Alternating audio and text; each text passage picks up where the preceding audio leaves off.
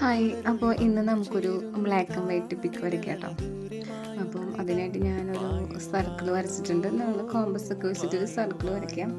അത് കഴിഞ്ഞ് ഇതുപോലെ നിറയെ ഫ്ലവേഴ്സ് ഇങ്ങനെ ഫില്ല് ചെയ്ത് കൊടുക്കാം. ഫൈനലായിട്ട് നമുക്ക് ആ ഒരു ഗ്യാപ്പിലൊക്കെ ബ്ലാക്ക് ഇങ്ക് വെച്ചിട്ട് നമുക്ക് ഫില്ല് ചെയ്ത് കൊടുക്കാം കേട്ടോ. വേറെ കളേഴ്സൊന്നും യൂസ് ചെയ്യുന്നില്ല.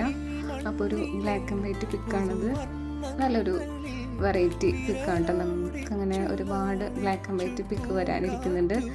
കുറേ നമുക്ക് വരയ്ക്കാം കേട്ടോ. ബ്ലാക്ക് ആൻഡ് വൈറ്റ് മാത്രം വെച്ചിട്ട് ഒരുപാട് വെറൈറ്റീസ് നമുക്ക് വരയ്ക്കാൻ പറ്റും. അപ്പം ഇതൊന്ന് ട്രൈ ചെയ്ത് നോക്കൂ കേട്ടോ.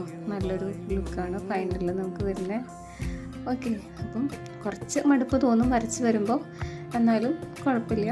കുറച്ച് ടൈം എടുത്തിട്ടാണെങ്കിലും 100% കൊടുത്തിട്ട് വരയ്ക്കാം. Okay, by.